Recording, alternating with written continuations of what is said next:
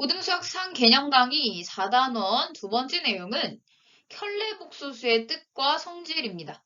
여기서 나온 켤레라는 말 들어보셨죠?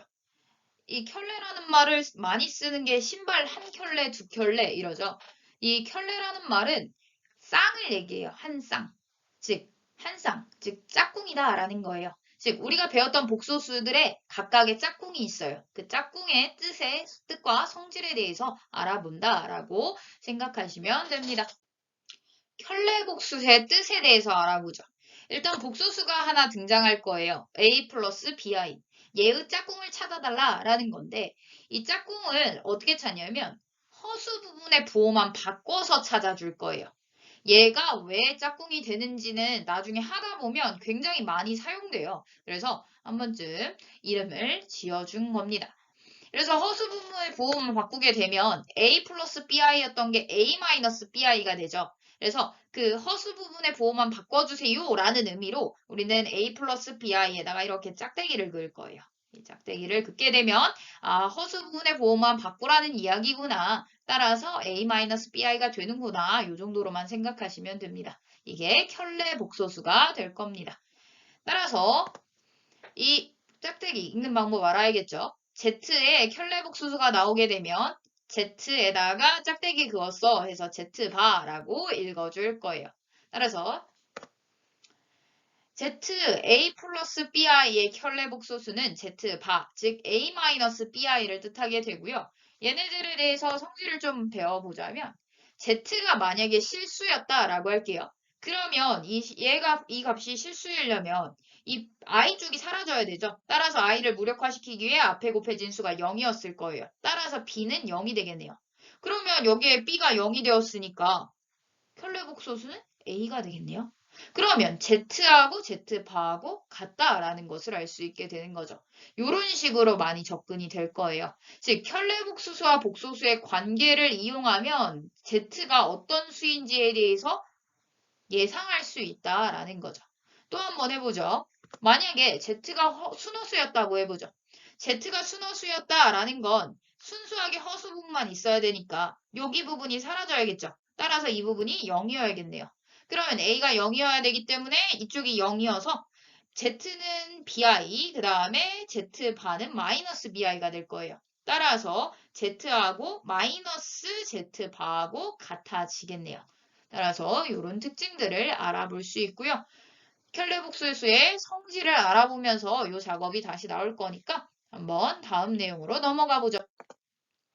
켤레 복소수의 성질입니다. 일단 복소수 Z1, Z2와 걔네들에 대한 켤레 복소수 Z1의 바, 그 다음에 Z2 바에 대하여 이런 성질들이 성립하게 돼요. 수많은 성질들이 있거든요. 그래서 한번 성질들을 읽어보고 어떻게 증명해내는지에 대해서 알아보죠. 일단 첫 번째 성질은 Z1에다가 발을 씌운 거에다 또 발을 씌워봤어요. 켤레 복소수의 켤레 복소수를 구하여라 라는 문제가 되죠. 그렇게 되면 허수 부분을 한번 바꾸고 다시 바꿨죠. 그럼 마이너스 붙이고 또 마이너스 붙였으니까 플러스로 변하겠죠. 즉 원래 있던 수와 동일해진다라는 거예요. 즉 켤레의 켤레는 원래 복소수다라는 거죠. 그 다음에 Z1에다가 Z1에 받취한 걸 더하게 되면요. 실수가 돼요. Z1, Z1 바를 곱하게 돼도 실수가 됩니다. 신기하죠? 그 다음에 Z1하고 Z1 바가 같다면 Z1은 실수다라고 표현할 수 있게 돼요. 우리 앞에서 Z1이 실수일 때 이렇게 되는 장면들 다 본 적 있죠? 그 다음에 Z1하고 Z1의 발을 취한 거에 마이너스가 붙었을 때 Z1은 순허수 또는 0이다 라고 표현할 수 있게 됩니다. 아무튼 이런 성질들이 있다는 것만 기억해 주세요. 이걸 성질로 외우기보다는 다 증명해서 풀 거니까 별로 중요하지 않습니다. 그 다음 것도 가보죠. 요 과정은 좀 기억을 해줬으면 좋겠어요. 이 Z1 더하기 Z2에다가 바를 취한 것이 Z1에 바 취하고 Z2에 바 취한 걸 더한 거하고 똑같고요. Z1, Z2를 뺀 다음에 켤레 복수 취한 것이 각각의 켤레 복수를 취하고 마이너스 붙인 거랑 똑같습니다. 뺀 것과 똑같습니다. 곱하기도 역시 동일해요. 각각의 한 다음에 각각을 곱한 다음에 켤레 복소수 취한 것과 켤레 복소수를 각각 취하고 곱한 것이 같습니다. 나누기도 똑같아요. 전체에다가 켤레 복소수 취한 것이 각각의 켤레 복수를 취하고 그 다음에 나눠준 것과 동일합니다. 즉 사칙연산에서는 켤레 복소수의 기호를 띄어쓰거나 붙여쓰는 게 가능하다라는 거예요. 그럼 얘네들을 성질로 하고 끝냈냐? 이건 아니죠. 증명해 봐야겠죠. 그 증명하는 과정은 요 과정이에요. 일단 Z에 대한 등식이 나왔을 때, 즉 이런 식으로 나오겠죠. 어떤 생각을 할 수 있냐면 이 Z만 두고는 우리가 특징을 못 살펴봐요. 이게 무슨 얘기냐면 켤레복소수를 취해달라라고 했죠. 그러면 단순히 전체적으로 마이너스가 곱해지는 게 아닌 허수 부분에만 마이너스가 곱해져야 돼요.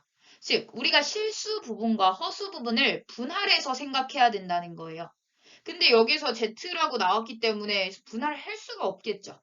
그래서 이 Z를 A 플러스 BI의 형태로 바꾸고 그 다음에 등식을 변형시켜 보는 거예요. 즉 예로 들면 Z1 곱하기 Z2 이거 실수다라는 거 한번 증명해 볼게요.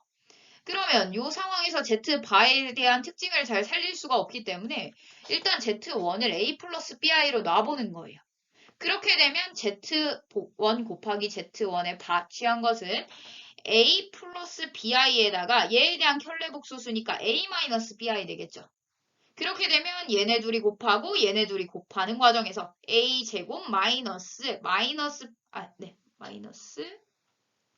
좀 아래다 쓸게요. A 제곱 마이너스 BI의 제곱이 되죠. 근데 B의 제곱되고 I의 제곱되면서 I가 제곱되면서 마이너스 1을 하나 주겠죠? 따라서 A제곱 플러스 B제곱이 되겠네요. 따라서 A제곱 플러스 B제곱이라고 했으니 A, B는 실수니까 더해서도 실수가 되겠죠. 따라서 이런 식으로 증명을 해보면 얘네 각각이 다 성립함을 알 수 있어요.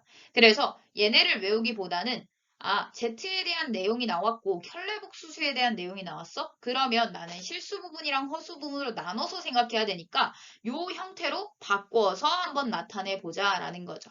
여기서 중요한 건 A하고 B가 서로 영향을 안 미치는 역할이어야 되니까 A가 또 B가 실수여야 된다는 조건 하에서 움직여 주셔야 합니다. 하여튼 이렇게 켤레복수의 성질을 마무리 짓겠습니다.